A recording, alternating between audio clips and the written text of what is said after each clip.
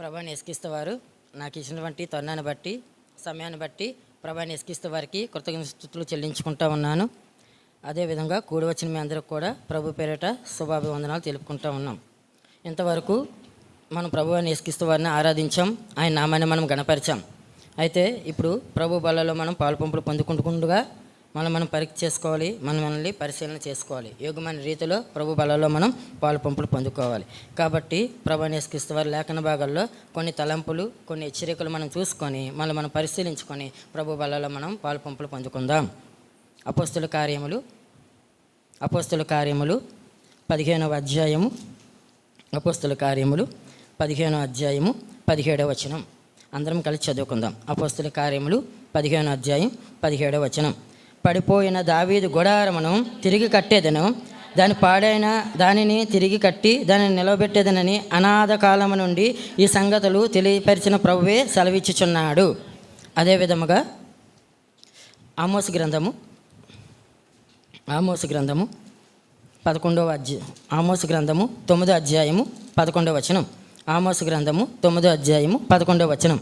పడిపోయిన దావీదు గుడారమును ఆ దినమనే నేను లేవనెత్తి దాని గోడను బాగు చేసి దాని పోయిన చోట్లలో బాగు చేసి ఏదేమో శేషమును నా నామమును ధరించిన అన్ని జనులందరినీ నా జనులు స్వతరించుకున్నట్లు పూర్వ రీతిని దానిని మరలా కట్టేదను. చాలమ్మా. పడిపోయిన దావీదు గుడారము. ప్రార్థన చేసుకుందాం. ప్రేమ నమ్మకం ప్రియ పరలోకపు తండ్రి, ఆశ్చర్యకర ఆలోచనకర్త యేసయ్య ఘనమైన నామమున వందనాలు స్తోత్రాలు చెల్లించుకుంటూ ఉన్నాను ప్రభా. తండ్రి, ఇంతవరకు మిమ్మల్ని ఆరాధించడానికి, మీ నామను కనపరచడానికి మీరు ఇచ్చినటువంటి ప్రభు యేసయ్య తండ్రి ధన్యతను బట్టి మీ పాదాలకు వందనాలు ప్రభా. అలిపుడును అయ్యగును ఎందుకు పనికిరాని వాడిని ప్రభు యేసయ్య తండ్రి, మీ మాటలను ప్రభా చెప్పడానికైనా ప్రభా అర్హత లేనటువంటి వాడిని, నీ సన్నిధిలో నిలబడడానికైనా ప్రభు యోగ్యత లేనటువంటి వాడిని ప్రభు యేసయ్య తండ్రి ప్రభు చూపించండి, సహాయం దయచేయండి ప్రభు యేసయ్య తండ్రి. యోగ్యమైన రీతిలో మమ్మల్ని మేము పరీక్ష చేసుకోవడానికి ప్రభు మీ బలాన్ని సమీపించడానికి కొరకు చూపించండి. మీ యొక్క ఆత్మశక్తిని దయచేయండి. మీ చెల్లి చాటు నన్ను మరుగుపరుచుకొని మీరే మాట్లాడి సహాయం దర్శనంగా ప్రార్థిస్తూ మహిమ గంత ప్రభావములు మీకు చెల్లించుకుంటూ ప్రభువుని యేసుక్రీస్తు వారి పరిశుద్ధ నామములో ప్రార్థిస్తూ స్తుతిపడుతున్నాడు వేడుకుంటున్నాం పరమ తండ్రి, ఆమేన్. మనం చదువుతున్నటువంటి లేఖన భాగంలో పడిపోయినటువంటి దావీదు గుడారము అని చెప్పేసి దేవుని వాక్యం సెలవిస్తూ ఉంది. గుడారము అనగా ఇల్లు, అది నివాస స్థలము. అంటే ఇక్కడ మనకి ఉన్నటువంటి భౌతికమైనటువంటి ఇల్లులు, అపార్ట్మెంట్లు, భవనాలు ఇవన్నీ తాత్కాలికమైనటువంటివి. ఇవి ఒక దినము లయమైపోయినటువంటివే, శిథిలమైపోయినటువంటివే. కాబట్టి గుడారం అనగా తాత్కాలికమైనటువంటి నివాసము అని అర్థం. అయితే మన పితృలు ఆదాము సంతతి నుండి నోవాహు, అబ్రహాము, ఇస్సాకు, యాకోబులు అందరూ కూడా గుడారాల అనుభవం గుండా వాళ్ళు వచ్చినటువంటి వారు ఉన్నారు. గుడారాల్లో వాళ్ళు నివసిస్తూ వచ్చినటువంటి వారుగా ఉన్నారు. ఆదికాండము 18వ అధ్యాయము 6వ వచనం. ఆదికాండము 18వ అధ్యాయము 6వ వచనం. ఆదికాండం 18:6. అబ్రహాము గుడారంలో ఉన్న సారా యొద్దకు త్వరగా వెళ్ళి నువ్వు త్వరపడి చాలమ్మా 3 మాణికలు మెత్తని పిండి తెచ్చి. అబ్రహాము గుడారంలో ఉన్న సారా అంటే అబ్రహాము గుడారంలో నివసించినటువంటి వాడిగా ఉన్నాడు. అదేవిధంగా ఆదికాండము 26:17. ఆదికాండము 26:17. ఆదికాండము ఇస్సాకు అక్కడి నుండి వెళ్ళి గెరాలోయలో గుడారం వేసుకొని అక్కడే నివసించాను. చాలమ్మా. పాత నిబంధన భక్తులందరూ కూడా గుడారాల్లో నివసిస్తూ వచ్చారు. ఎందుకంటే అది తాత్కాలికమైనది. ప్రభువుని యేసుక్రీస్తు వారు ఎక్కడ చెప్తే అక్కడ, అబ్రహాము నువ్వు ఇక్కడి నుంచి లేచి కానానికి వెళ్ళు, అక్కడ నువ్వు గుడారం వేయి అని చెప్తే అక్కడ గుడారం వేయాల్సిందే. ఇస్సాకు నువ్వు లేచి ఆరాను దగ్గర గుడారం వేయి అంటే అక్కడ ఇవ్వాల్సిందే. యాకోబు నువ్వు లేచి బేతేలు దగ్గర గుడారం వేయి అంటే ఇవ్వాల్సిందే. అంటే గుడారం అనగా అది తాత్కాలికమైనటువంటిది, తాత్కాలికమైన నివాసం అనేటి బైబిల్ గ్రంథం మనకి సెలవిస్తూ ఉంది. కాబట్టి గుడారం అనగా నివాస స్థలం అంటే అది తాత్కాలికమైనది. ఈ భౌతికమైనటువంటి ఇల్లులు, భవనాలు ఇవన్నీ కూడా తాత్కాలికమైనవి. ఇవన్నీ ఒకరోజు శిథిలమైపోయినటువంటిగా ఉంటాయి. కాబట్టి గుడారం అనగా నివాస స్థలం అని చెప్పేసి దేవుని వాక్యం సెలవిస్తూ ఉంది. అదేవిధంగా గుడారం అనగా దేవుని మందిరానికి సాదృశ్యంగా ఉందని చెప్పేసి దేవుని వాక్యం సెలవిస్తూ ఉంది. నిర్గమాకాండం 33:9. నిర్గమాకాండం 33 అధ్యాయం 9వ వచనం. మోసే ఆ గుడారములోని పోయినప్పుడు మేఘస్తంభము దిగి ఆ గొడవ దూరమందు నిలువుగా యెహోవా మోసేతో మాట్లాడుచుండెను. చాలమ్మా. గుడారం దేవుని మందిరానికి సాదృశ్యంగా ఉంది. దేవుడు చెప్పినటువంటి ప్రకారము మోసే గుడారాన్ని, ఆ యొక్క దేవుని మందిరాన్ని, ఆ యొక్క మందసాన్ని ఆ క్రమబద్ధములో దేవుడు ఏదైతే చెప్పినాడో, ఏ విధంగా అయితే గుడారం నిర్మించాలని చెప్పినాడో, ప్రత్యక్ష గుడారాన్ని ఆయన ఏ విధంగా నిర్మించాలి, ఆవరణం ఎక్కడ ఉండాలి, పరిశుద్ధ స్థలం ఎక్కడ ఉండాలి, అతి పరిశుద్ధ స్థలం ఎక్కడ ఉండాలి అనేటువంటి నమూనా దేవుడు మోసేకి ఇచ్చాడు. ఆ ప్రకారము మోసే గుడారాన్ని రెడీ చేసినటువంటి వాడిగా ఉన్నాడు. కాబట్టి ఆ గుడారంలో దేవుని యొక్క మందసం పెట్టబడుతూ ఉంది. అందుకే మోసే అంటాడు దాన్ని ఏమంటాడంటే మోసే ప్రత్యక్ష గుడారం అని చెప్పేసి చెప్పబడతా ఉంది. చూడండి నిర్గమాకాండం 33:7. నిర్గమాకాండం 33:7. అంతటి మోసే గుడారం తీసి పాలెముల వెలుపల పాలెములకు దూరముగా దాన్ని వేసి దానికి ప్రత్యక్ష గుడారం అని పేరు పెట్టెను. యెహోవాను వెతికిన ప్రతి వాడును ఆ పాలెము లోపలికి వెళ్ళి ప్రత్యక్ష గుడారమునకి వెళ్ళుచూ వచ్చాను. చాలమ్మ. దేవుని చేత రక్షించబడిన ప్రతివాడు, దేవుని వెతికిన ప్రతివాడు కూడా ప్రత్యక్ష గుడారంలోనికి, ఆ దేవుని మందిరంలోనికి వెళ్ళేటువంటి వారిగా ఉన్నారు. కాబట్టి గుడారం అనగా దేవుని యొక్క మందిరానికి సాదృశ్యంగా ఉంది. అయితే ఎబ్రీ రాసిన పత్రిక 8:5. 8:5. ఎబ్రీ రాసిన పత్రిక 8 మోసే గుడారము అమర్చబడినప్పుడు కొండ మీద నీకు చూపబడిన మాదిరి చప్పున నువ్వు సమస్తమును చేయును, జాగ్రత్త పడము అని దేవుని చేత హెచ్చరింపబడిన ప్రకారము ఈ యాజకులు పరలోక సంబంధముకు ఛాయారూపకమైన గుడారమునందు సేవ చేస్తూ వచ్చిరి. చాలమ్మ. పరలోక సంబంధమైనటువంటి ఛాయారూపకంగా ఉండేటువంటిది దేవుని మందిరం. కాబట్టి గుడారం అనగా దేవుని మందిరానికి సాదృశ్యంగా ఉంది. అది పరలోక సంబంధమైనటువంటి గుడారానికి, పరలోక సంబంధమైనటువంటి రాజ్యానికి సాదృశ్యంగా ఈ యొక్క దేవుని మందిరము ఉండేటువంటిదిగా ఉంది. కాబట్టి గుడారం అనగా దేవుని యొక్క మందిరానికి సాదృశ్యంగా ఉంది. అదేవిధంగా గుడారం అనగా నీ యొక్క జీవితానికి, నా యొక్క జీవితానికి సాదృశ్యంగా ఉంది. చూడండి 2 కొరింథీయులు రాసిన పత్రిక 2 కొరింథీ 5:3. 2 కొరింథీ 5:3. ఈ గుడారంలో ఉన్న మనము భారం మోసుకొనుచు మూలుగుచున్నాము.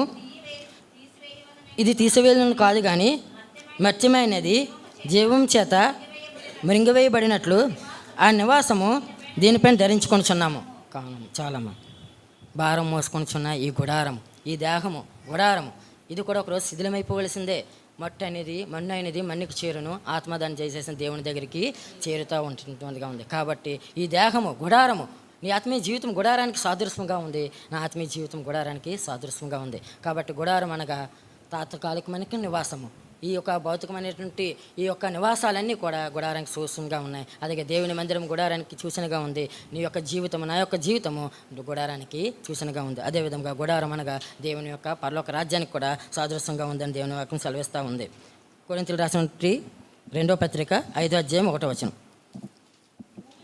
భూమి మీద మన గుడారము ఈ నివాసము శిథిలమైపోయినను చేతి పని కాక దేవుని చేత కట్టబడినదియు నిత్యమైనదియు నైన నివాసము పరలోకమందు మనకున్నదని మనం ఎరుగుదము. చాలమ్మ. చేతి పని కాక దేవుని చేత కట్టబడినటువంటి గుడారము, పరలోక రాజ్యము మనకున్నదని మనం ఎరుగుదాము. కాబట్టి పరలోక రాజ్యము దేవుని యొక్క గుడారానికి సాదృశ్యంగా ఉంది. అందుకే ఇందాక ఆరాధన వర్తమానంలో మనం చూసాం, తండ్రి ఎదుట అనేక నివాసముల కలవు, లేని ఏడల నేను చెప్పేదను. యోహాను సువార్త 14:2. యోహాను సువార్త 14:2. యోహాను సువార్త 14:2. నా తండ్రి ఎంట అనేక నివాసములు కలవు, లేని ఎడల మీతో చెప్పేదను. మీకు సిద్ధపరచ వెళ్ళుచున్నాను. నేను వెళ్ళి మీకు స్థలం సిద్ధపరిచిన ఎడల నేనుండు స్థలములో మీరు నుండులాగున మరలా వచ్చి నా ఎదురు నుండుటకు మిమ్మల్ని తీసుకొని పోదును. చాలా. కాబట్టి పరలోక రాజ్యము దేవుని యొక్క గుడారానికి సాదృశ్యంగా ఉంది. కాబట్టి గుడారం అనగా ఈ భౌతికమైనటువంటి నివాసానికి సాదృశ్యంగా ఉంది. గుడారం అనగా దేవుని మందిరము సాదృశ్యంగా ఉంది. గుడారం అనగా నీ యొక్క ఆత్మీయ జీవితానికి, నా ఆత్మీయ జీవితానికి సాదృశ్యంగా ఉంది. గుడారం అనగా పరలోక రాజ్యానికి సాదృశ్యంగా ఉంది. అయితే ఇక్కడ పడిపోయినటువంటి దావీదు యొక్క గుడారము అంటే దావీదు యొక్క ఆత్మీయ జీవితం పడిపోయినటువంటి పరిస్థితిగా దేవుడు మనకి ఇక్కడ చూపిస్తూ ఉన్నాడు. ఎందుకు దావీదు యొక్క ఆత్మీయ జీవితం పడిపోయింది? దావీదు యొక్క గుడారం ఎందుకు పడిపోయింది? అందుకే దేవుడు చెప్తా ఉన్నాడు, దావీదు యొక్క గుడారం పడిపోయిన గుడారాన్ని నేను కట్టుదును, తిరిగి మళ్ళీ కట్టుదును, దాని గోడలని నేను బాగు చేసి దాన్ని నేను లేవనెత్తి తిరిగి పూర్వరీతిని నేను దానికి అనుగ్రహిస్తాను, పూర్వస్థితిని నేను తీసుకొస్తానని చెప్పేసి దేవుడు మాట్లాడుతూ ఉన్నాడు. ఎందుకు దావీదు యొక్క జీవితము, దావీదు యొక్క గుడారం పడిపోయింది, ఎందుకు పునాదులు కదిలిపోయినాయి, ఎందుకు గోడలు పడిపోవలసిన అవసరం ఏమొచ్చింది దావీదుకి అంటే, దావీదు యొక్క జీవితాన్ని మనం చూడవలసిన అవసరం ఎంతైనా ఉంది. దావీదు చిన్నతనం నుంచే, బాలుడైన దావీదు దగ్గర నుంచే దేవుడు దావీదుకి ఎంతగానో అభిషేకించి దావీదుకు తోడై ఉండేటటువంటి దేవుడిగా ఉన్నాడు. తన యొక్క బాల్య దినములన్నీ కూడా దేవుడు తోడై ఉండి నడిపించినటువంటి వాడిగా ఉన్నాడు. దేవుని యొక్క మహిమ, దేవుని యొక్క ప్రభావము, దేవుని యొక్క శక్తి దావీదులోని దేవుడు ఉంచినటువంటి వాడిగా ఉన్నాడు. అందుకే సౌలు రాజు అయినప్పటికీ కూడా ఇశ్రాయేలు ప్రజలకి, ఆ యొక్క ఇశ్రాయేలు ప్రజల్లో బలాఢ్యులు యుద్ధవీరులు ఉన్నప్పటికీ కూడా ఆ యొక్క ఫిలిష్తీయుడైనటువంటి గొలియాతుని చంపలేకపోయినారు, హతమార్చలేకపోయినారు. అయితే దావీదు దేవుని యొక్క శక్తి చేత, దేవుని యొక్క ప్రభావం చేత ఆ యొక్క గొలియాతుని హతమార్చినటువంటి సందర్భం మనం చూసినటువంటి వారిగా ఉంటాం. చూడండి, 1 సమూయేలు గ్రంథము 17 అధ్యాయము 37 వచనం. 1 సమూయేలు 17:37. సింహం యొక్క బలము నుండి, ఎలుగుబంటి యొక్క బలము నుండి నన్ను రక్షించిన యెహోవా ఈ ఫిలిష్తీయుని చేతిలో నుండి కూడాను నన్ను విడిపించనని చెప్పాను. చాలా చిన్నతనంలోనే ఆ గొర్రెలు కాసుకుంటూ ఉంటుండగా ఎలుగుబంటి నుండి, ఆ యొక్క సింహము నుంచి దేవుడు దావీదుని కాపాడుతూ వచ్చాడు. దేవుడు దావీదుకు తోడై ఉన్నాడు. కాబట్టి ఎలుగుబంటి శక్తి నుంచి, ఆ యొక్క సింహం శక్తి నుంచి నన్ను విడిపించినటువంటి ఈ దేవుడే ఆ యొక్క ఫిలిష్తీయుని చేతిలో నుంచి నన్ను విడిపించను, నన్ను రక్షించనని చెప్పి దావీదు ఆ ఫిలిష్తీయుని చంపినటువంటి వాడిగా ఉన్నాడు. ఆ ఫిలిష్తీయుని హతమార్చి ఇశ్రాయేలుకి రక్షణ కలుగజేసినటువంటి వాడిగా ఉన్నాడు. అందుకే దేవుడు దావీదుని అంతగా ప్రేమించి, అంతగా దేవుడు దావీదుని అభిషేకించి, ఎంతగా దేవుడు దావీదుకు తోడుగా ఉండి తను వెళ్ళిన ప్రతి చోట్ల కూడా అనేకమంది శత్రువులు వచ్చినప్పుడు, సౌలే దావీదుకు శత్రువుగా ఉన్నప్పుడు అనేటువంటి పరిస్థితులన్నింటిలో నుంచి దావీదుని దేవుడు తప్పిస్తూ వస్తున్నటువంటి వాడిగా ఉన్నాడు. 1 సమూయేలు గ్రంథము 16 అధ్యాయం 13 వచనం. 1 సమూయేలు 16:13. 1 సమూయేలు 16:13. సమూయేలు తైలపు కొమ్మును తీసి వాని సహోదరుల ఎదుట వానికి అభిషేకం చేశాను. నాటి నుండి యెహోవా ఆత్మ దావీదు మీదకి బలముగా వచ్చాను. చాలమ్మా రామానికి వెళ్ళిపోయాను. చాలమ్మా. ఎప్పుడైతే సమూయేలు వచ్చి దావీదుకి అభిషేకం చేసినాడో, తృణీకరింపబడినట్టు వాడు, గొర్రెలు కాచుకున్నట్టు వాడు, అన్నదమ్ములు లెక్క చేయలేటువంటి వారు, తండ్రి లెక్క చేయలేటువంటి వాడు, అటువంటి దావీదుని అభిషేకించాడు. నేను కోరుకున్న మనుషుడు ఈయనే అని చెప్పి సమూయేలు చేత చెప్పించి, సమూయేలు చేత అభిషేకం పొందినటువంటి వాడు. అప్పటి నుంచి దేవుని యొక్క ఆత్మ ఇంకా బలముగా దావీదు మీదకి వచ్చినటువంటి వాడిగా ఉంది. అంత భక్తిపరుడు దావీదు, అంతగా సితార పట్టుకొని దేవుణ్ణి ఆరాధిస్తూ ఉండేటువంటి వాడు. బాలుడైనప్పటి నుంచి దగ్గర నుంచే దేవుణ్ణి ఎంతో మహింపరుస్తూ ఉండేటువంటి వాడిగా ఉన్నాడు. చూడండి, 1 సమూయేలు గ్రంథం అదే 16 అధ్యాయము 23 వచనం. దేవుని వద్ద నుండి దుర్మార్త వచ్చి సౌలును పట్టినప్పుడల్లా దావీదు సితార పట్టుకొని వాయింపగా దురాత్మ అతను విడిచిపోయాను, అతడు సేద తీరి బాగుపడాను. చాలమ్మా. సమూయేలు ఒక సౌలులో ఉండేటువంటి దురాత్మ వచ్చినప్పుడల్లా దావీదు సితార పట్టుకొని దేవుని ఆరాధిస్తూ మహిమపరుస్తున్నప్పుడల్లా కూడా ఆ దురాత్మ సౌలుని విడిచిపెట్టినట్టు పోయేదిగా ఉండేది. అటువంటి శక్తి కలిగినటువంటి, అంతవంత ప్రభావం కలిగినటువంటిగా దావీదు ఉన్నాడు. దేవుడు అంత శక్తి, అంత బలము దావీదుకి అనుగ్రహించినటువంటి వాడిగా ఉన్నాడు. అందుకే సౌలు ప్రతిసారి దావీదుని చంపుదామని చూస్తున్నప్పుడల్లా కూడా దేవుడు దావీదుని తప్పిస్తూ ఉండేటువంటి వాడిగా ఉన్నాడు. అందుకే దావీదు ఆ యొక్క సౌలు యొక్క స్వబుద్ధిని, తన యొక్క సుబుద్ధిని ఆ యొక్క ప్రవర్తనని చూసి దావీదు యొక్క ప్రవర్తన చూసి సౌలు ఎంతగానో భయపడినటువంటి వాడిగా దేవుని లేఖనము సెలవిస్తూ ఉంది. చూడండి, 1 సమూయేలు 18:14. 1 సమూయేలు 18:14. మరియు దావీదు సమస్త విషయంలో సుబుద్ధి కలిగి ప్రవర్తింపగా యెహోవా అతనికి తోడై ఉండెను. దావీదు మిగుల సుబుద్ధి గలవాడై ప్రవర్తించుట సౌలు చూచి మరి అధికంగా అతనికి భయపడెను. చాలమ్మా. మరి అధికముగా సౌలు భయపడుతూ వచ్చాడండి దావీదుకి. దేవుడు తోడై ఉన్నాడు దావీదుకి. దేవుని యొక్క ఆత్మ, దేవుని యొక్క అభిషేకం దావీదు మీద ఉంది. దావీదుని ఇంతకాలము సౌలు చంపుదామని ట్రై చేస్తున్నప్పటికీ కూడా, ఎంతకాలము దావీదుని హతమారుద్దామని చూస్తున్నప్పుడు కూడా దావీదుని దేవుడు తప్పిస్తూ ఉన్నాడు. అందుకే దావీదు దేవుడికి తోడై ఉండేది చూసి సౌలు మరింతగా భయపడతా వస్తున్నటువంటి వాడిగా ఉన్నాడు. అంత అభిషేకం పొందినటువంటి వాడండి దావీదు. అందుకే దావీదు దేవుని యొక్క ఆ యొక్క మహిమను, ఆ యొక్క ఘనతను పొందుకున్నటువంటి వాడిగా ఉన్నాడు. అందుకే నాతాను ప్రవక్త చెప్తా ఉంటాడు, నాతాను ప్రవక్త చేత దేవుడు మాట్లాడిస్తూ ఉన్నాడు, నిన్ను గొర్రెల దొడ్డులో నుంచి తీసుకొచ్చి ఇశ్రాయేలుకి అధిపతిగా నేను చేసి ఉన్నానని చెప్పేసి దేవుడు చెప్తున్నటువంటి వాడిగా ఉన్నాడు. చూడండి 17వ అధ్యాయం 7వ వచనం, దినవృత్తాంతాల గ్రంథము 1వ దినవృత్తాంతాల గ్రంథము 17వ అధ్యాయం 7వ వచనం, 1వ దినవృత్తాంతాల గ్రంథము 1వ దినవృత్తాంతాల, కావున నువ్వు నా సేవకుడైన దావీదుతో చెప్పవలసింది ఏమనగా, సైనికులకి అధిపతి యెహోవా ఈ ప్రకారం సెలవిస్తున్నాడు, నువ్వు నా జనులైన ఇశ్రాయేలు మీద అధిపతిపై ఉండినట్లు గొర్రెల వెంబడి తిరుగుతున్నా నిన్ను గొర్రెల దొడ్డు నుండి తీసుకొని నువ్వు వెళ్ళిన చోటనల్లా అతను తోడుగా ఉండి నిన్ను దేశించే వారిని నీ ముందు నిలవనీయక నిర్మూలన చేసితని లోకమునకు కలుగు ఉన్న పేరు వంటి పేరును నీకు కలుగు చేయదని చాలమ్మా. లోకంలో ఉండేటువంటి గనులకు అంతకంటే పేరుని దావీదు కలుగు చేసినాడండి. ఆ ఇశ్రాయేలు మీద రాజుగా సౌలు రాజును తీసివేసి దావీదుకి అధికారాన్ని అనుగ్రహించినాడు, ఆధిపత్యాన్ని అనుగ్రహించినాడు దేవుడు. గొర్రెల దొడ్డులో నుంచి తీసుకొని వచ్చానని దేవుడు గుర్తు చేస్తా ఉన్నాడు దావీదుకి. నిన్ను గొర్రెల దొడ్డులో నుంచి తీసుకొని వచ్చి ఇశ్రాయేలు మీద అధిపతిగా నేను నియమించినాను. నీ ముందు నిన్ను ఎవరైతే దూషిస్తారో, నీ ముందు ఎవరైతే నిన్ను పగగా నీ మీద ప్రతీకారం తీసుకోవాలని చూస్తారో వారిని నీ ముందు నాశనం చేస్తాను, నీ ముందు నిర్మూలన చేసినటువంటి వాడిగా ఉన్నానని చెప్పేసి దేవుడు మాట్లాడుతూ ఉన్నాడు. దూషించిన అందరినీ దావీదు ముందు లేకుండగా నిర్మూలన చేసినటువంటి దేవుడిగా ఉన్నాడు. అంత శక్తి, అంత ప్రభావము దావీదుకి దేవుడు అనుగ్రహించినాడండి.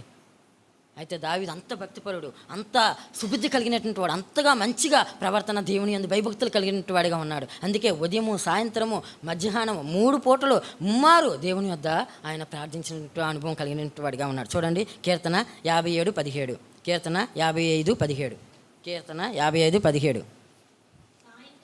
సాయంకాలమున, ఉదయమున, మధ్యాహ్నమున నేను ధ్యానించుచు మొరపెట్టుకుందును, ఆయన ప్రార్థన ఆలకించను. చాలమ్మ.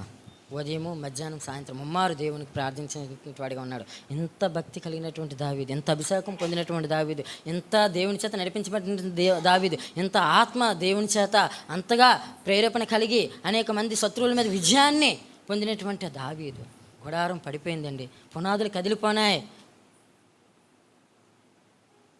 పాడైపోయినటువంటి ఆత్మీయ జీవితాన్ని గుర్తు చేస్తూ ఉన్నాడు దేవుడు. ఏమైపోయింది ఆ భక్తి? ఉదయం సాయంత్రం ముమ్మారు ప్రార్థన చేసినటువంటి భక్తి, దేవుని చేత అభిషేకం పొందినటువంటి వాడు, సౌలు భయపడుతున్నటువంటి వాడు, శత్రువులు భయపడుతున్నటువంటి వాడు దావీదుని చూసి దేవుడు ఎంతగానో దావీదుని అభిషేకించి తన ఆత్మను, తన యొక్క ప్రభావాన్ని దావీదుకు అనుగ్రహించి అనేక మంది మీద విజయాన్ని అనుగ్రహించి రాజ్యాన్ని, సింహాసనాన్ని ఇచ్చి అధికారాన్ని, అంతస్తుని, ఆస్తిని ఇచ్చి అంతగా నిలబెట్టి గొర్రెలు దొడ్డులో కాసుకునేవాడు, ఎన్నిక లేనటువంటి వాడు దావీదు. అటువంటి దావీదుని తీసుకొచ్చి సింహాసనం మీద కూర్చోబెట్టినాడు అండి ప్రభువుని యేసుక్రీస్తువారు, తండ్రి అయిన దేవుడు. అయితే ఇప్పుడు దావీదు గుడారం పడిపోయింది, పతనమైపోయింది, కూలిపోయింది, పునాదులు కదిలిపోయినాయి, గోడలన్నీ పడిపోయినటువంటి పరిస్థితిగా ఉంది. ఆత్మీయ జీవితం చెడిపోయింది. ఎందుకు చెడిపోయింది అంటే చూడండి, సమూయేలు గ్రంథము 2వ సమూయేలు 11వ అధ్యాయము 1-3 వచనాలు. 2వ సమూయేలు గ్రంథము 11వ అధ్యాయము 1-3 వచనాలు. వసంతకాలమున రాజులు యుద్ధముకు బయలుదేరిన సమయమున దావీదు యోవాబును అతని వారిని ఇశ్రాయేలు అందరినీ పంపగా వారు అమ్మోనీయులను సంహరించి రబ్బా పట్టణం ముట్టడి వేసిరి. అయితే దావీదు యెరూషలేమునందు నిలిచెను. ఒకానొక దినమున ప్రొద్దుగింకున వేళ దావీదు పడక మీద నుండి లేచి రాజనగరం మిద్దె మీద నడుచుచు పైనుండి చూడగా స్నానం చేసిన ఒక స్త్రీ కనబడెను. ఆమె బహు సౌందర్యవంతి అయి ఉండి చూచి దావీదు దాని సమాచారం తెలుసుకున్నట్టుకే ఒక దూతను పంపాను. అతడు వచ్చి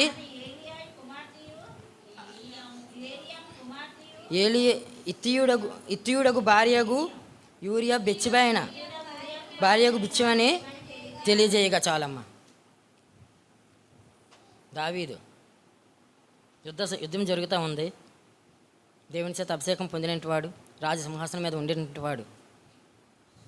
దేవుడు గొర్రెల దొడ్డిలోని తీసుకుని వచ్చి ఆ యొక్క సింహాసనాన్ని అనుగ్రహించినాడు, అధికారాన్ని అనుగ్రహించినాడు, తన ఆత్మను అనుగ్రహించినాడు. అయితే ఉదయం, సాయంత్రం, మధ్యాహ్నం ముమ్మారు ప్రార్థన చేసినటువంటి ఈ దావీదు ప్రొద్దుగుంకుని వాళ్ళు ఏం చేయాలండి? ప్రార్థన చేయాలా. సాయంకాలం ప్రొద్దుగుంకుని వాళ్ళంటే సాయంత్రం ఏం చేయాలా? ప్రార్థన చేయాలా. లేదంటే యుద్ధం జరుగుతుంది, యుద్ధంలో ఉండాలా. కానీ ఎక్కడ ఉన్నాడు? మిద్దె మీద ఉన్నాడు. మిద్దె మీద ఉండడం వలన దావీదు యొక్క జీవితంలో పాపం చోటు చేసుకుంది. స్నానం చేసినటువంటి ఆ బెత్షెబాని చూసి, ఆమె సౌందర్యవంతిగా ఉండడం చూసి బెత్షెబతో పాపం చేసినటువంటి వాడిగా ఉన్నాడు. నీ జీవితం, నా జీవితము ఏ విధముగా ఉంది ఈ దినము? దావీదు గుడారం పడిపోయింది. దేవుని చేత అభిషేకించబడినవాడు, ఎన్నిక లేనట్టువాడు, గొర్రెల దొడ్లు కాచుకుంటున్నవాడు, గొర్రెల దొడ్డులో నుంచి దావీదుని సింహాసనం మీద ఎక్కించినటువంటి దేవుడు, ఆ యొక్క మహిమ, ఆ యొక్క ప్రభావము, ఆ యొక్క ఆత్మ అంతా కోల్పోయినటువంటి వాడిగా ఉన్నాడు దావీదు.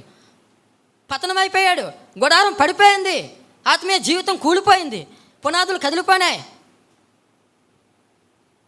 నీ జీవితం, నా జీవితం కూడా ఈ సాయంకాల సమయంలో ప్రభు బల దగ్గర పరీక్ష చేసుకోవాల్సిన విషయం. ఏ విధంగా ఉంది నీ గుడారము, నా గుడారము? నీ ఆత్మీయ జీవితం, నా ఆత్మీయ జీవితం ఏ విధంగా ఉంది? అయితే యుద్ధంలో ఉండాలి, అయితే నువ్వు డ్యూటీలో ఉండాలి, లేదంటే దేవుని మందిరంలో ఉండాలా? అయితే దావీదు యుద్ధంలో ఉండాలా, లేదంటే దేవుని సన్నిధిలో ప్రార్థన చేయాలా? రెండూ లేవు. అయితే నీకు ఉద్యోగం ఉంటే ఉద్యోగంలో ఉండాలా, లేదంటే దేవుని మందిరంలో ఉండాలా? నువ్వు ఎక్కడ ఉంటున్నావు, నేను ఎక్కడ ఉంటున్నాను? నీ పరిస్థితి, నా పరిస్థితి అలాగే ఉంది. ఏ విధంగా ఉంది నీ ఆత్మీయ జీవితం, నా ఆత్మీయ జీవితం? నీ గుడారం, నా గుడారం పతనమైపోయిన స్థితిలో, పడిపోయినటువంటి స్థితిలో, నీ గుడారం యొక్క పునాదులు కదిలిపోయినాయేమో, నా యొక్క గుడారం యొక్క పరిస్థితి కూలిపోయినటువంటి పరిస్థితిలో ఉందేమో. ప్రభు బల దగ్గర పరీక్ష చేసుకుందాం. ఎన్నిక లేనటువంటి నిన్ను, ఎన్నిక లేనటువంటి నన్ను, పెంట కుప్పల మీద ఉండేటువంటి నిన్ను, నన్ను కూడా లేవనెత్తినటువంటి దేవుడు నిన్ను, నన్ను కూడా అభిషేకించినాడు. తన కుమారులుగా, కుమార్తెగా స్వరక్తం ఇచ్చి నిన్ను, నన్ను కొనుక్కున్నాడు. ప్రభాని యేసుక్రీస్తువారు ఎన్నికలైనటువంటి నిన్ను ఎన్నుకున్నాడు, ఎన్నికలైన నన్ను ఎన్నుకున్నాడు. తన మహిమను నీకు అనుగ్రహించాడు, నాకు అనుగ్రహించాడు. ప్రభాని యేసుక్రీస్తువారు తన ఆత్మను నీకు, నాకు అనుగ్రహించి, తన కుమార్తెగా, తన కుమారుడుగా నిన్ను, నన్ను చేసుకొని, తన మహిమ నిమిత్తమే నువ్వు నిలబడాలని, తన మహిమ నిమిత్తమే నువ్వు వాడబడాలని, తన మహిమపరిచి గణపరచాలని ఆయన ఆశపడుతుండగా నీ గుడారం ఏమైంది, నా గుడారం ఏమైంది? పడిపోయినటువంటి పతనమైనటువంటి స్థితిలో ఉందేమో. నీ యొక్క చూపు, నీ యొక్క తలంపు, నీ యొక్క ప్రవర్తన, నా యొక్క ప్రవర్తన, నా యొక్క తలంపు ఏ విధముగా ఉన్నాయి? చూసేటకు రమ్యమైనది, బహు సుందరమైనది దావీదు చూసినాడు. పాపంలో పడిపోయినాడు. యుద్ధంలోనే ఉండాలా, దేవుని మందిరంలోనే ఉండాలా? నువ్వు ఉద్యోగంలోనే ఉండాలా, దేవుని సన్నిధిలోనే ఉండాలా?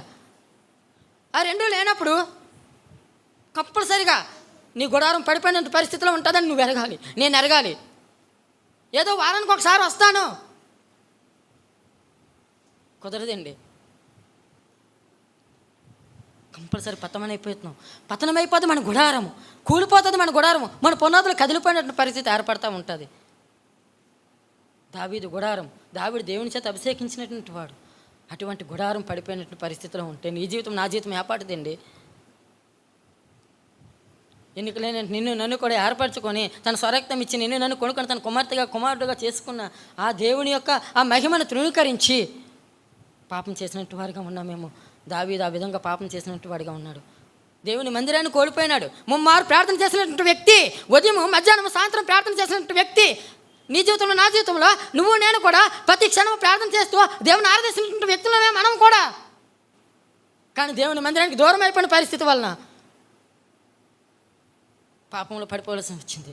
నీ జీవితం, నా జీవితం కూడా దేవుని మందిరానికి దూరం అయిపోతూ ఉన్నప్పుడు పాపంలో పడిపోతున్నామని గుర్తెరగాల. నీ గుడారం పడిపోతుంది, నీ గుడారం కూలిపోతుంది, నీ గోడలు పడిపోతున్నాయి, నీ ఆత్మీయ జీవితం పతనమైపోవడానికి సిద్ధంగా ఉందని నువ్వు, నేను గుర్తెరగలేనటువంటి పరిస్థితి దేవుని వాక్యం సెలవిస్తూ ఉంది. దావీదు గుడారం పడిపోయింది ఆ బెత్షెబా ద్వారా పాపం చేయడం ద్వారా. అంత మాత్రమే కాదండి, బెత్షెబాతో పాపం చేశాడు, అది అక్కడితో అయిపోయింది. కానీ బెత్షెబా భార్యని, యూరియాని కూడా చంపించడానికి కారణమయ్యాడండి. ఒక పాపము రెండో పాపానికి దారి తీసింది దావీదు జీవితంలో. ఒక పాపము దేవుని సన్నిధిని విడిచిపెట్టడం వలన ఒక పాపము రెండో పాపానికి దారి తీసింది. నీ జీవితంలో, నా జీవితంలో కూడా ఒక పాపము రెండో పాపానికి దారి తీస్తూ ఉంటుంది. పాపాలు పెంచుకుంటూ పోవడానికి దారి తీస్తూ ఉంటుంది. దేవుని మందిరాన్ని విడిచిపెట్టడం వలన, దేవుని మందిరాన్ని మనం పరిచయం పెట్టడం వలన, దేవునికి మనం దూరం అయిపోవడం వలన దావీదు జీవితంలో అదే జరిగింది. అయితే యుద్ధంలోనే ఉండాలి, లేదంటే దేవుని మందిరంలోనే ఉండాలి. ఆ ప్రార్థన కాలం, ప్రార్థన సమయం సాయంత్రం ప్రతిగుంకుని వేళ. మిద్ది మీదకి ఎక్కాల్సిన అవసరం ఏముంది? దేవుని మందిరంలో ఉండాల్సిన నువ్వు ఎక్కడ ఉండాల్సిన అవసరం నీకేముంది, నాకేముంది? ప్రార్థన సమయం దేవుని మందిరం, దేవుని ఆరాధించే సమయం, దేవుని పాదాలతో మొరపెట్టే సమయం, ఎక్కడో ఉండాల్సిన పరిస్థితి, దేవునికి దూరం అయిపోయిన పరిస్థితి. ప్రేమింటూ వాళ్ళ ప్రభు బల దగ్గర మనం పరీక్ష చేసుకుందాం. నీ గుడారం నా గుడారం ఏ విధంగా ఉందో, ఏ విధంగా పతనం అయిపోతుందో, ఏ విధంగా కూలిపోతుందో నీ ఆత్మీయ జీవితం, నా ఆత్మీయ జీవితం ఒకసారి పరీక్షించుకుందాం. బెత్షెబాత పాపం చేశాడు, కానీ యూరియా తనే యజమానుడు అనుకొని దాసుడిగా దావీదు దగ్గర విశ్వాసంతో ఉండేటువంటి యూరియా అండి. తన యుద్ధం జరుగుతూ ఉన్నప్పుడు తను కనీసం తన ఇంటికి కూడా వెళ్లకుండా ఆ దావీదు దగ్గరే, ఆ దావీదు యొక్క గుడారం దగ్గరే, ఆ ఇంటి దగ్గరే ఆ సేవకుల మధ్యనే పడుకునేటువంటి వ్యక్తి అండి. దావీదు మీద అంత విశ్వాసము, అంత నమ్మకము, అంత నిర్భయముగా ఉండేటువంటి యూరియా, అటువంటి యూరియాని చంపించినాడండి దావీదు. చూడండి 2 సమూయేలు గ్రంథము 11:11. 2 సమూయేలు. యూరియా మందసమును ఇజ్రాయేలు వారును యోధా వారును గుడారంలో నివసించుతుండగా నా అధిపతి యగు యోవాబును నా యాలిని వాడినగు నీ సేవకుడను దండులో ఉండకుండాను భోజన పానములు చేయుటకును నా భార్య దగ్గర పడుటకును నేను ఎందుకు పోదునా? నీ తోడు, నీ ప్రణామం తోడు నేను అలా చేయడం కానని దావీదు అని. చాలమ్మ, ఎంత విశ్వాసం దావీదు మీద. అయ్యో యుద్ధం జరుగుతుంది, నా ఏలినవాడా నేను యుద్ధంలో ఉండాలి, నేను యుద్ధం జరుగుతూ ఉన్నప్పుడు నేను ఇంటికి వెళ్ళగలుగుతాను, నేను భోజన పానములు ఎలా చేస్తాను? యుద్ధము ఆ యొక్క యెరూషలేము పట్టణాన్ని ముట్టడించడానికి అమాలేకులు సిద్ధపడినారు, ఆ యుద్ధ రంగంలో నేను ఉండకుండా నేను ఎలాగ ఉంటాను? ఎంత విశ్వాసము! నా ఏలినవాడా, దావీదు పట్ల ఎంత విశ్వాసం కనపరిచినాడో. దావీదుని ఏలినవాడా అంటూ ఆయన దగ్గర దాసుడిగా ఉన్నటువంటి యూరియాని చంపించినాడండి. ఆ విశ్వాసాన్ని కోల్పోయినట్టుగా చేసినాడు దావీదు యూరియా జీవితంలో. చూడండి ఏ విధంగా చేసినాడు. అదే సమూయేలు గ్రంథము 11:13-14. అంతలో దావీదు అతను భోజనముకు పిలువనించెను. అతడు బాగుగా తిని త్రాగిన తరువాత దావీదు అతను మత్తుగా చేశాను. సాయంత్రము అతని ఇంటి బయలు వెళ్ళి తనకింటికి పోక తను వెళ్ళినవని సేవకుల మధ్యన పడుకుండాను. చాలమ్మ, అయినా సరే ఇంటికి వెళ్లకుండా తన సేవకుల మధ్యన ఆ ఏలినవాడి యొక్క మందిరంలో, ఆ గుడారం దగ్గర, అక్కడ ఆ ఇంటిలో పడుకునేటువంటి వాడిగా ఉన్నాడండి యూరియా. ఎంత విశ్వాసం కనపరిచినాడు దావీదు పట్టణంలో. అయ్యో నా ఏలినవాడు, యుద్ధం జరుగుతూ ఉంది, నేను ఆ యుద్ధ రంగంలోనే ఉండాలి అని ఆశపడినాడండి యూరియా. అయితే అతన్ని మత్తుగా భోజనం పెట్టి, మత్తుగా చిత్తునుగా చేసి, మద్యం తాగించి తన స్పృహ కోల్పోయినట్టుగా చేసి ఉదయాన్న యుద్ధం మోపినాడండి దావీదు యూరియా మీద. చూడండి ఆ మాట మనకు కనబడుతూ ఉంటుంది. 14వ వచనం. ఉదయమున దావీదు యుద్ధము మోపుగా జరుగుతున్న చోట యూరియాను ముందు పెట్టి అతడు కొట్టబడి హతమగునట్లు నువ్వు అతని యొద్ద నుండి వెళ్ళిపోమని యోబాబుకు ఉత్తరం రాయించి యూరియా చేత పంపించాలమ్మా. అదే యూరియాని చంపించడానికి ఆ ఉత్తరాన్ని యూరియా చేత యోబాబుకు పంపించినాడండి దావీదు. అబ్బా, ఎంత ఘోర పరిస్థితి, ఎంత ఘోరమైన పరిస్థితికి, ఎంత ఘోరమైన పాపానికి ఒడిగట్టినాడు దావీదు. ఏ దాసుని అయితే నమ్ముకున్నాడో, ఏ దాసుని మీద అయితే విశ్వాసం కనపరిచినాడో, ఆ యూరియాకి తన చేతికే ఉత్తరం ఇచ్చి, నువ్వు ఆ యుద్ధంలో ముందులో ఆ యొక్క బలార్జుల మధ్యన, అమాలేకుల మధ్యన నువ్వు ఆ ముందుగా నిలబెట్టు యూరియాని. వాళ్ళు అతన్ని కొట్టి చంపి హతమారుస్తారు. ఆ మనుషుల చేత కొట్టబడి హతమార్చబడతాడు, చంపబడతాడు అని యోబాబుకి ఉత్తరం రాయించి యూరియా చేతికి ఇచ్చినాడండి దావీదు. అబ్బా, ఎంత ఘోరమైన పరిస్థితి. ఒక పాపం చేసినాడు బెత్షెబాతో, అక్కడితో సరిపోయింది. కానీ యూరియాని చంపించాల్సిన అవసరం ఏముందండి? తననే నమ్ముకొని దాసుడిగా ఉన్నటువంటి వాడు, తనే యజమానిగా నమ్మినటువంటి వాడు, తన మీద విశ్వాసం పెట్టుకున్నటువంటి వాడు. నీ జీవితంలో, నా జీవితంలో కూడా నువ్వు దేనిని ఆశిస్తున్నావో, నీది కాని దాన్ని నువ్వు ఆశించినటువంటి వాడిగా ఉన్నావేమో. నీది కాదు ఆ వస్తువు, కానీ దాని కొరకు నువ్వు ఆశపడతా ఉన్నావేమో. అది ఇల్లే కావచ్చు, భార్య కావచ్చు, ఎద్దులే కావచ్చు, గొడ్లే కావచ్చు, ఏదైనా కావచ్చు. అది దేవుని వాక్యం సెలవిస్తూ ఉంది. చూడండి ద్వితీయోపదేశకాండము 5వ అధ్యాయము 20వ వచనం. ద్వితీయోపదేశకాండము 5వ అధ్యాయం 20వ వచనం. ద్వితీయోపదేశకాండము 5వ అధ్యాయం 20వ వచనం. నీ పొరుగువాని మీద అబద్ధ సాము పలకకూడదు, నీ పొరుగువాని భార్యను ఆశింపకూడదు, నీ పొరుగువాని ఇంటినైనను దాని పొలమునైనను, దాని దాసినైనను, ఎద్దునైనను, నీ పొరుగువాని గాడిదనైనను, నీ పొరుగుదాని దేనిదైనను నువ్వు ఆశింపకూడదు. చాలు. నీ పొరుగువానిది నీకున్నది నువ్వు సరిపోదు, నీ పొరుగువానిది నీకు కావాలా. అది ఇల్లైనా, భార్య అయినా, ఎద్దైనా, గోదైనా, ఏదైనా సరే, దాసినైనా, దేన్నైనా సరే, నీ పొరుగువానిది నువ్వు ఆశింపకూడదు. దావీదుకి సమస్తము కలిగి ఉన్నాయి. ఐశ్వర్యవంతుడు, ధనవంతుడు, రాజు. తనకు కరువేమంటుందండి? తన పొరుగువానిది తనతో కాదు, అది తన కానిదాన్ని ఆశించినాడు. కంటికి రమ్యమైనది, బహు సుందరమైనదిగా ఉంది.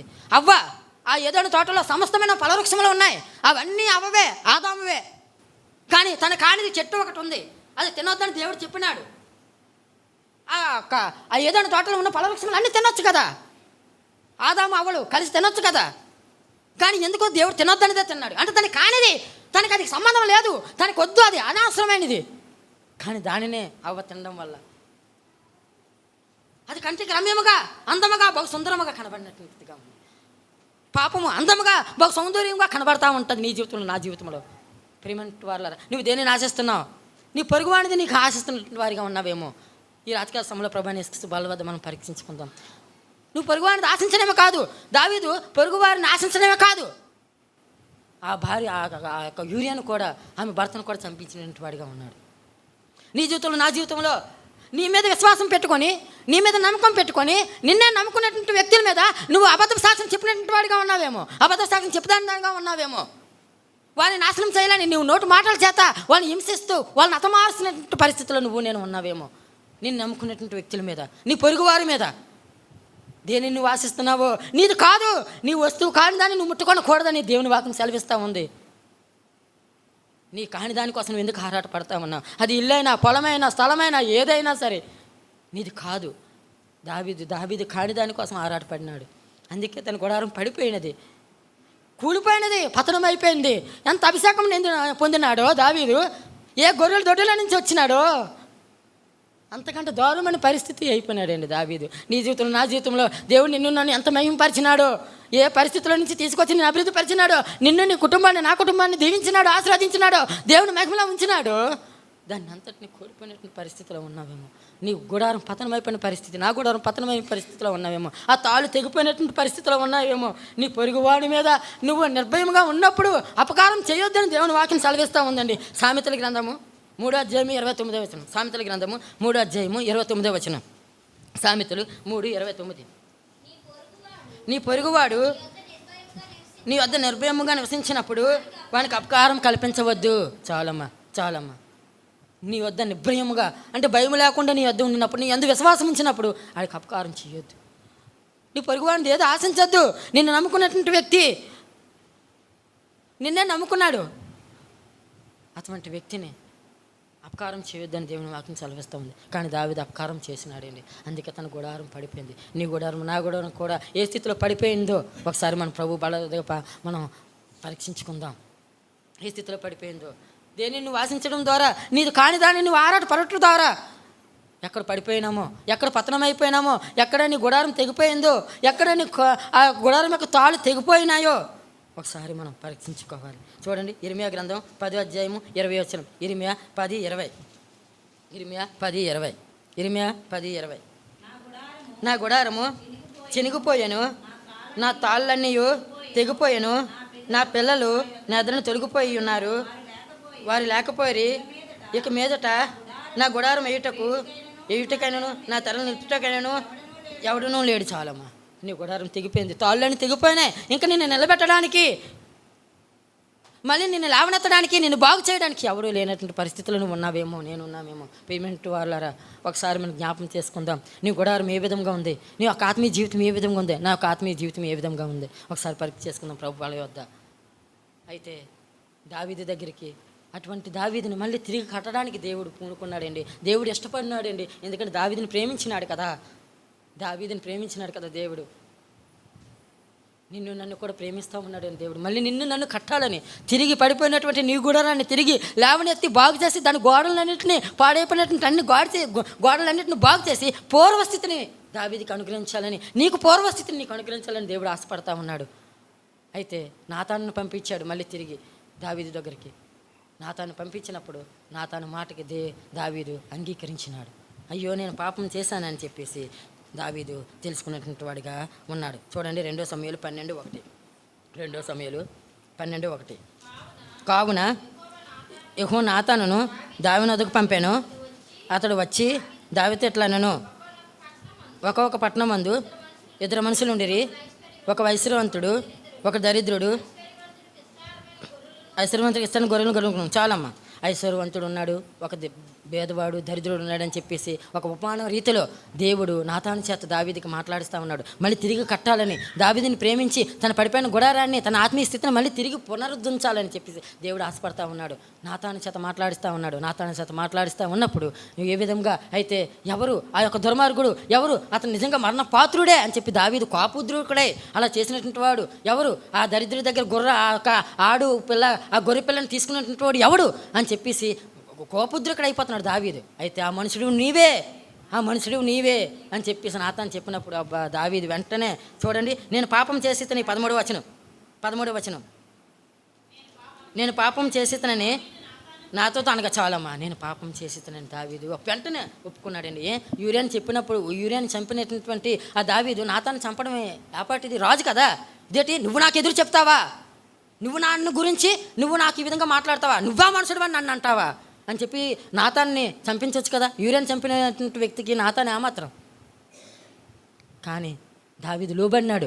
దేవుడి మాట వచ్చినప్పుడు, దేవుడి వాక్యం వచ్చినప్పుడు, దేవుడి హెచ్చరిక వచ్చినప్పుడు లోబడినాడు. దావీదు నన్ను కడుతున్నాడు, దేవుడు మళ్ళీ తిరిగి నా గుడారాన్ని నిలబడుతున్నాడని తను భావించినాడు. కట్టాలని ఆశపడుతున్నటువంటి దేవుడికి ఆ వాక్కు నీ దగ్గరికి వచ్చినప్పుడు, దేవుడి హెచ్చరిక నీ దగ్గరికి వచ్చినప్పుడు నువ్వు ఏ విధంగా స్పందిస్తున్నావు, ఏ విధంగా నువ్వు తీసుకుంటున్నావు. దేవుని మాటకి నువ్వు విధేయత చూపించి, అయ్యో నేను పడిపోయాను, నా పతనం అయిపోయింది నా జీవితము, అయ్యో నేను దేవుని దగ్గర ఒప్పుకోవాలి, అయ్యో నేను పాపిని, నేను దుష్కార్యం చేశాను అని చెప్పేసి నువ్వు ఆలోచించడానికి ఉన్నావా. దావీదు దుష్కార్యం చేశానని దేవుని వాక్యం సెలవిస్తూ ఉందండి. దేవుని ఎదుటి దుష్కార్యం చేశాడని చెప్పేసి దేవుడు చెప్తా ఉన్నాడు. దుష్కార్యం చేసినని చెప్పేసి చూడండి, అదే 2 సమూయేలు గ్రంథము 11వ అధ్యాయము 27వ వచనం. 2 సమూయేలు 11. అంగళార్పు కాలం రాగా దావీదు దూతలను పంపి ఆమెను తన నగరకు తెప్పించుకొనగా ఆమె అతనికి భార్య అయి ఆమె అతని కుమారుని కనెను. అయితే దావీదు చేసినది యెహోవా దృష్టికి దుష్కార్యముగా ఉండెను. అబ్బా, యెహోవా దృష్టికి దుష్కార్యముగా ఉందండి దావీదు చేసినటువంటి పని.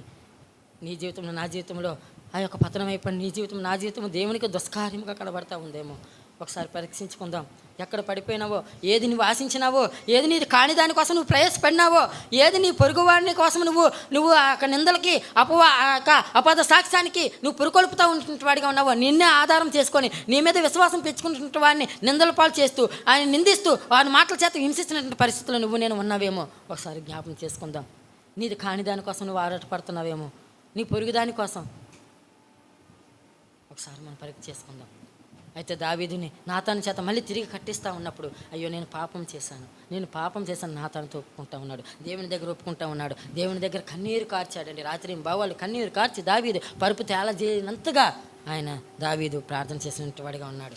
అయ్యో నా పరుపు తేల చేస్తూ ఉన్నానని చెప్పి మళ్ళీ నాకు రక్షణ ఆనందం పుట్టించు, నీ సోపు గురించి నా పాపను పరిహరించు ప్రభువా, నీ సన్నిధి నాకు దూరం చేయకు ప్రభు అని చెప్పి ప్రార్థన చేసినప్పుడు దేవుడు మళ్ళీ పడిపోయినట్టు దావీదు ఒక గుడారాన్ని తిరిగి కట్టినట్టు ఉన్నాడు. పూర్వస్థితిని మళ్ళీ తిరిగి దావీదుకి అనుగ్రహించినటువంటి దేవుడిగా ఉన్నాడండి. కాబట్టి నువ్వు నేను కూడా ప్రభు వైపు తిరిగినప్పుడు, ఆయన వైపు ఆయన వాక్యం నీ దగ్గరికి వస్తున్నప్పుడు, నీ ఒక పతనం అయిపోయిన నీ జీవితాన్ని పడిపోయినటువంటి నీ గుడారాన్ని తిరిగి మళ్ళీ కట్టుకోవడానికి దేవుడు ఇష్టపడుతున్నప్పుడు ప్రభు బల దగ్గర మనం ఒప్పుకుందాం, దాన్ని విడిచిపెడదాం.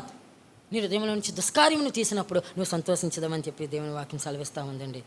నా వైపు తిరుగుని ఎడల చూడండి, ఆ మాట మనం చూద్దాం. యోబు గ్రంథము 11వ అధ్యాయం 13వ వచనం. యోబు 11:13.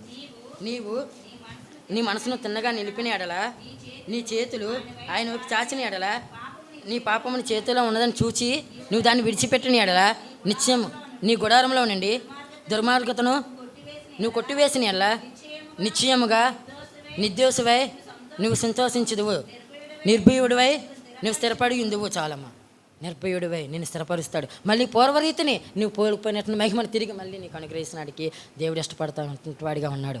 కాబట్టి ఆ యొక్క దేవుడు మాట్లాడుతున్నప్పుడు ఆ యొక్క దుస్థితిని, ఆ దుష్కార్యాన్ని, చెడుతనాన్ని, ఆ పాపాన్ని ప్రభు బల దగ్గర ఒప్పుకొని దాన్ని నీ చేతిలో ఉంటుండగా దాన్ని ఇంకా విడిచిపెట్టాలి, ఇంకా తిరిగి దాని వైపు చూడకూడదు. అయితే దావీదు నాతాను చెప్పినప్పుడు దావీదు దేవుడి దగ్గర పశ్చాత్తాపడి కన్నీరు కార్చి, అయ్యో నీ రక్షణ ఆనందం నాకు తీసివేయకు, నీ సన్నిధి నాకు దూరం చేయకని చెప్పి ఎంతగానో ప్రార్థించి, ఆ రాత్రి బవళ్ళు ప్రార్థించి పారుపు తేలిని ఎంతగా కన్నీరు కార్చి గుంటలైపోయేంతగా ప్రార్థన చేసినట్టు వాడిగా ఉన్నాడు. అప్పుడు దేవుడు మళ్ళీ తిరిగి తన యొక్క నిర్మాణాన్ని పూర్తి చేసినట్టు ఉన్నాడు, మళ్ళీ తిరిగి కట్టినట్టు కూడా ఉన్నాడు. పడిపోయిన దావీదు గుడారాన్ని కట్టేదను, తిరిగి దాన్ని బాగు చేసేదను, దాని గోడలను శుభ్రం చేసేదను, దాని గోడలను తిరిగి లేవనెత్తి తిరిగి పూర్వరీతిని దానికి నేను కట్టేదనని చెప్పేసి దేవునికి వాక్యం సెలవిస్తూ ఉంది. కాబట్టి దావీదుని కట్టిన రీతిగా నన్ను కూడా ప్రభువైన యేసుక్రీస్తు కట్టడానికి ఇష్టపడతా ఉన్నాడు. కాబట్టి మనం పరీక్ష చేసుకుందాం. ప్రభు వద్ద యుగమైన రీతిలో ప్రభు బలలో మనం పాలు పంపులు పొందుకుందాం. ఎక్కడ పడిపోయినామో, దేన్ని మనం ఆలోచించినామో, దేన్ని మనం ఆశించి మనం ఒక పొరుగు వారిని మీద మనం నింద మోపడానికి, హింసించడానికి మనం ప్రయత్నం చేసినామో ఒకసారి మనం జ్ఞాపకం చేసుకుందాం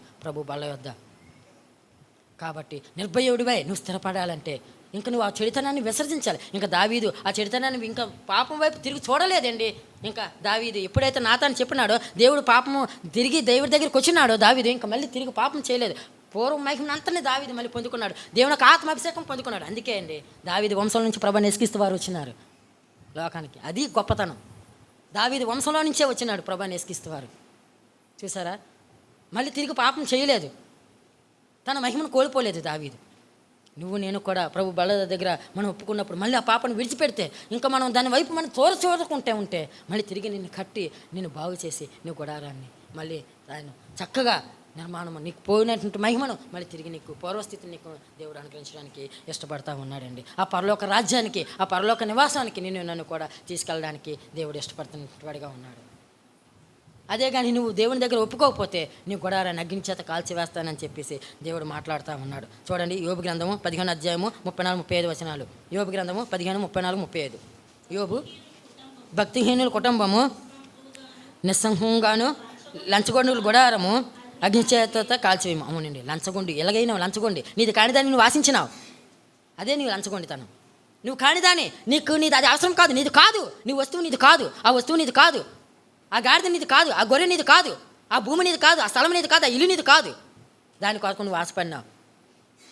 అదే లంచగొండి గుడారం అగ్నితో కాల్చివేయబడుతుంది. ప్రియమైన వారలారా, దేవుని వాక్యం వస్తున్నప్పుడు ఆయన బల దగ్గర మనం సరిచేసుకోకపోతే అగ్ని గంధకానికి, ఆ రెండో మరణమైనటువంటి ఇంతకు మన ఆర్థవత మనం చూస్తున్నాం, అగ్ని గంధకాల్లో మనం కాలబడతా ఉంటాం. అందుకనే మన ప్రయాస, అదేనా మన పోరాటం. అందుకని దేవుడు నన్ను ఏర్పరచుకున్నాడు.